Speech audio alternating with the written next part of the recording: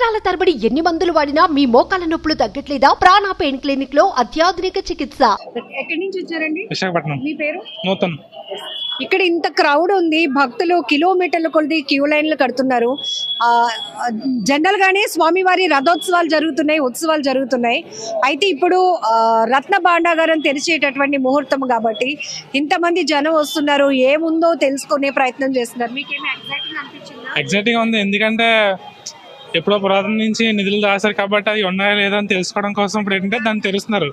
అది ఎంతవరకు ఉన్నాయా ఏంటనేది, దానికోసం ఎగ్జైట్మెంట్ ఉంది. అది ఎంతవరకు పూర్తిగా ఉన్నాయా లేదా అనేది కూడా తెలుసుకోవాలి మన, ఎందుకంటే అది మన సంపద అంది తెలుసుకోవడం అయితే ఎగ్జైట్మెంట్ ఉంది. సంపద మీన్స్ దేవుడికి మనుషులు ఇచ్చినటువంటి సంపద, దాన్ని మళ్ళీ ప్రొటెక్ట్ చేయాల్సిన బాధ్యత దేవుడి కోసం ఖర్చు పెట్టాలి. అలాగనే దేవుడి కోసం వచ్చేటటువంటి భక్తుల సౌకర్యార్థం ఖర్చు పెట్టాలి.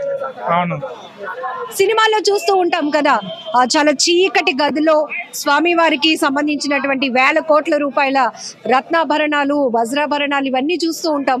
లోపలికి వెళ్ళటానికి చాలా పెద్ద కమిటీలు ఉండటం, ఇవన్నీ సేమ్ ఇప్పుడు పూరి జగన్నాథ స్వామి వారి రత్న భాండాగారం తెరిచేందుకు కూడా అదే స్థాయిలో వర్కౌట్స్ జరుగుతున్నాయి. ఏమనిపిస్తుంది?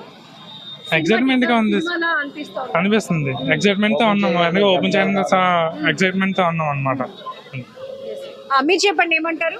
ఓపెన్ చేయగానే గబ్బిలాలు రావడం, పాములు పాతకాలంలో అలాగే కదా ఉండి, మరి ఇప్పుడు అలాగే జరుగుతుంది అంటున్నారు. నాగబంధనం ఉండటం, లేకపోతే పాములు చంపడం ఉంటాయి కదా, సినిమాల్లో చూపిస్తారు అంతే. మనకి తెలిసిన చరిత్ర అనేది మనం పుస్తకాల్లో చదవటమో సినిమాల్లో చూడటమో చూసాం.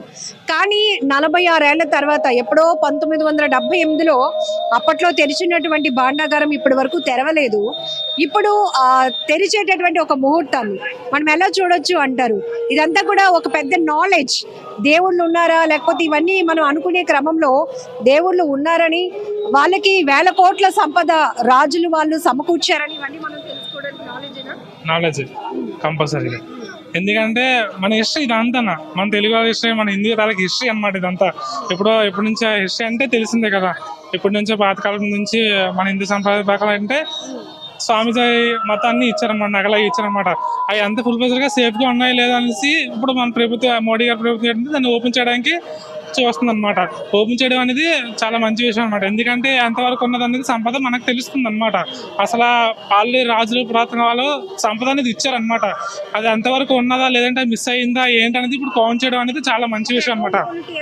ఉండాలి కంపల్సరీగా, లేదంటే మిస్యూజ్ చేయడానికి చాలా ఛాన్సెస్ ఎక్కువ ఉంటాయి అన్నమాట. దీంతో పాటు మనకి నాలెడ్జ్, ఫ్యూచర్ కి ఒక నాలెడ్జ్. ఇది ఇన్ని సంవత్సరాల క్రితం నిర్మించినటువంటి ఆలయమా?